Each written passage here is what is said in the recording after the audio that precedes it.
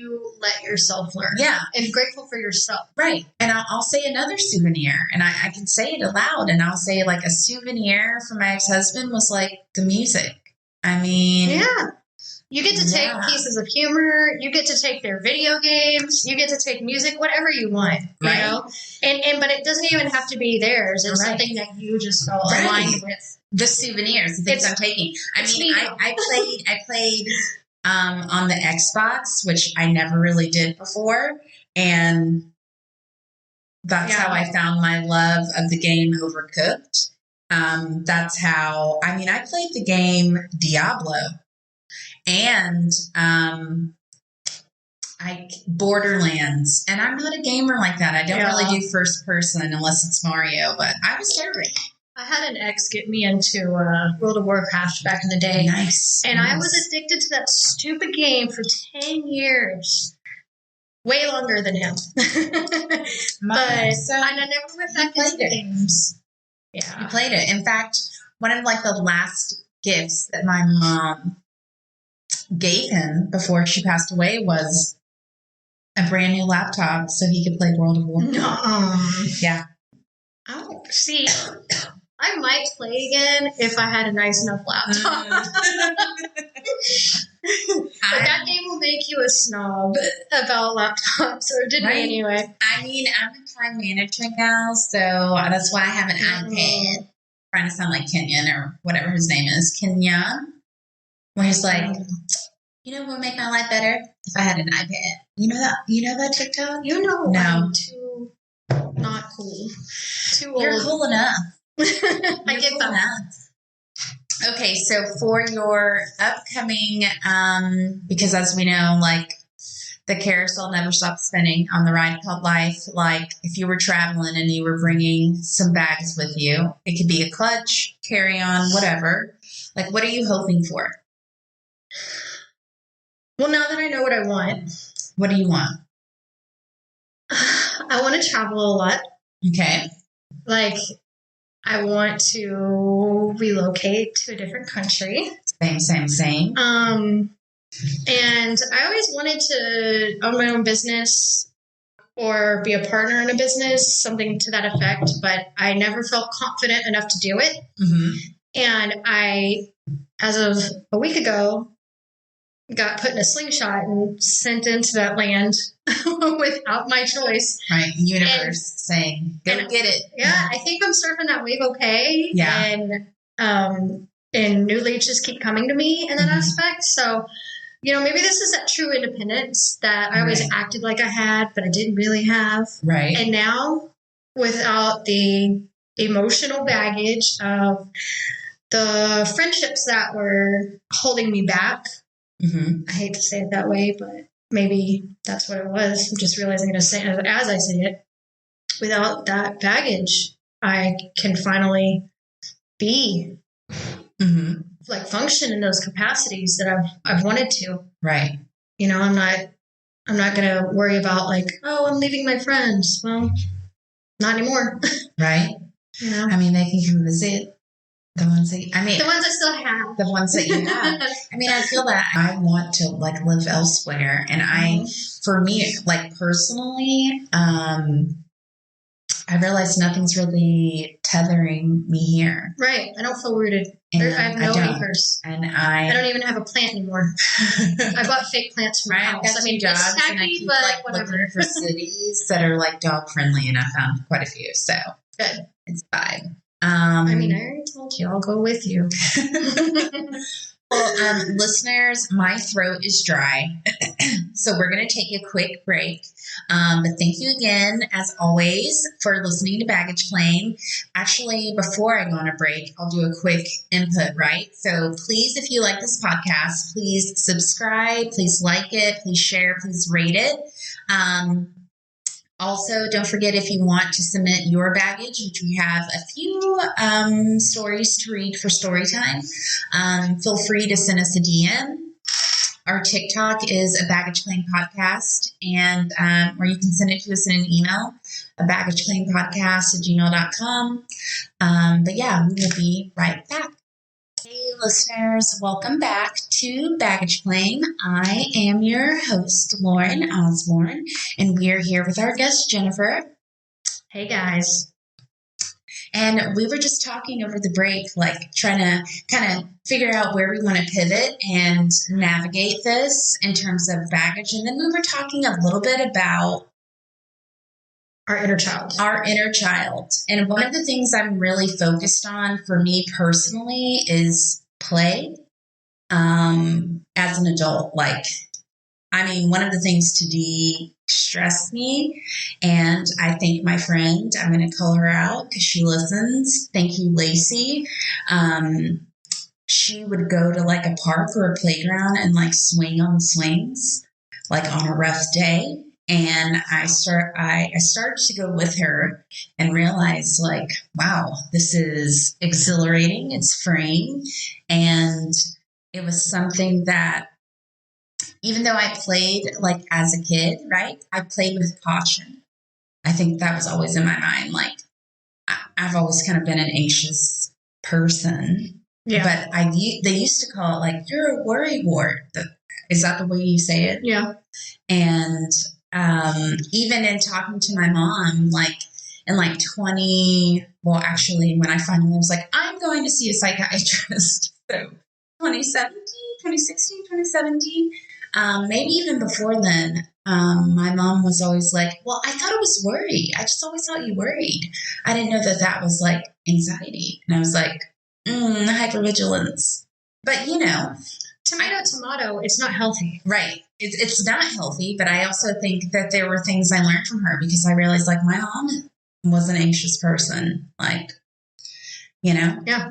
But I feel like that's one of the things that I'm working with little Lauren on. And also this feeling of, like, you're capable, like, you can do it. Because I can talk myself out of, like, everything, like, no, I don't know why you would do that. I think it's like fear, but it's something I'm working on. It's baggage right now that's literally like a backpack that I'm working on dropping.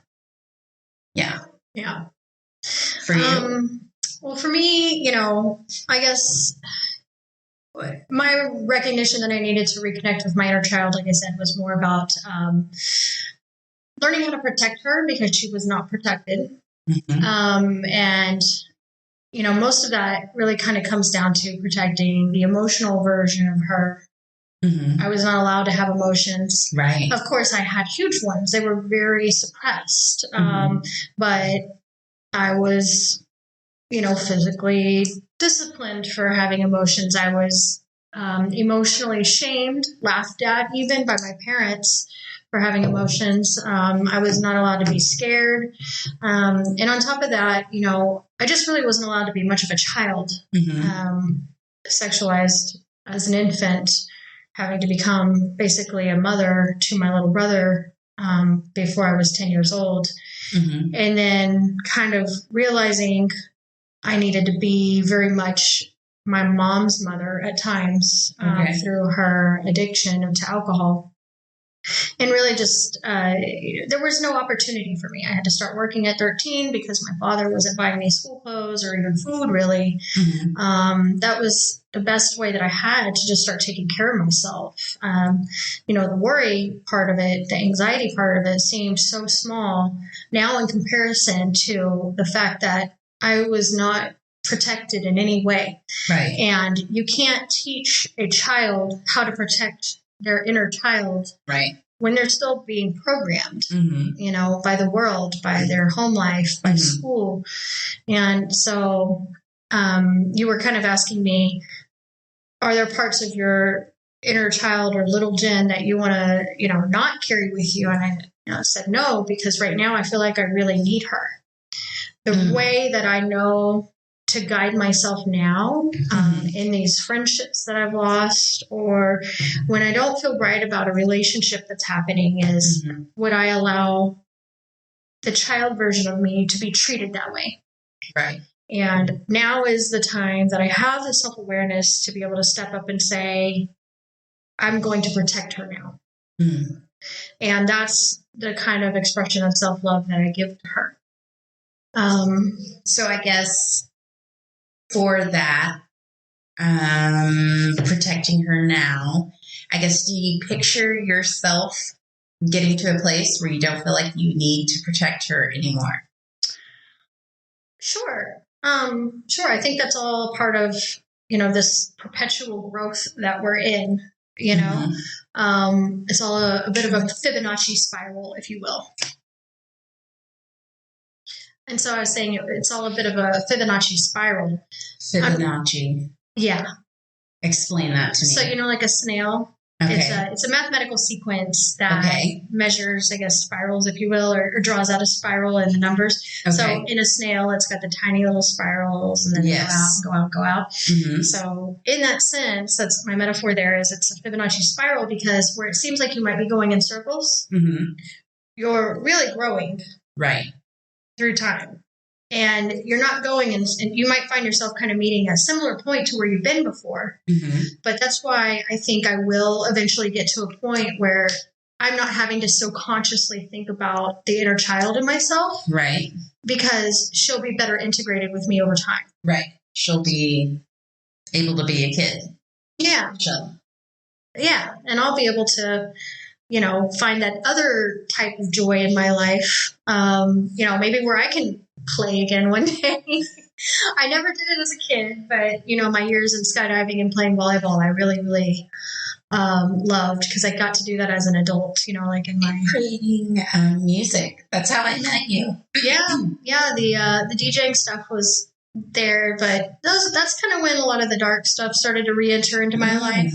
Okay. So I don't look back on a lot of that fondly still. There's it's a lot of politics. It's music, it's stuff I don't need to go back to. I don't know. I'm just a person in the audience. I know. I'm just saying. You did see me in those moments, how much I loved dancing and giving it to the crowd. Yeah. I remember those and your sets for St. Patty's. Yeah. Yeah. I always have fun in that exact moment. Yeah. It's just all the stuff that goes with it that didn't turn out to be fun anymore. So, but yeah, maybe I will find some play again one day. I think I found pieces of that when I was visiting Paris. And I think that's why I went back a second time so quickly, and I'm already when can I go again? And so it's been 7 months since I've been there, and I feel like it's going to go again. I wanted to be back by September this year. Mm-hmm. Thought I wasn't going to be able to do it, especially getting laid off. But I mean, if my freelancing work keeps going the way it has been, I'll easily be able to go again. So very soon, before the end of the year. So that's just what I'm hoping for. Okay. Can you describe a time when you received feedback that was emotionally difficult to hear? And how did you process and respond to it? Oh, God. So many times with tough feedback. I'll go back a couple jobs ago, 2-3 jobs ago. I had a boss. Her and I butted heads a lot. And I saw her enough to be able to call her out and be like, I feel like we butt heads because you see me and you. Mm-hmm. In hindsight, that's not a very professional thing to say, but I was that mad I was calling her out. And, and she was like, no, you know what? You're right. And she's like, Jennifer, one day you're just going to have to realize that you're the only person in your own way. And of course, my first response was defensiveness. Mm-hmm. And around COVID, when I started I just made a decision somewhere in the midst of COVID. I was going to do better. I was going to get healthier. I started running 3 miles every day, and I never thought I could run. I got my PMP certification. I was deciding to put a lot of positive stuff in my ears all day long, every day. I just started getting better, and I randomly decided to text her, and I'm like, I finally get it, what you said to me that day. And then she ended up hiring me for what seemed to be like my dream job a year later. Yeah. And that kind of put me, I mean, like every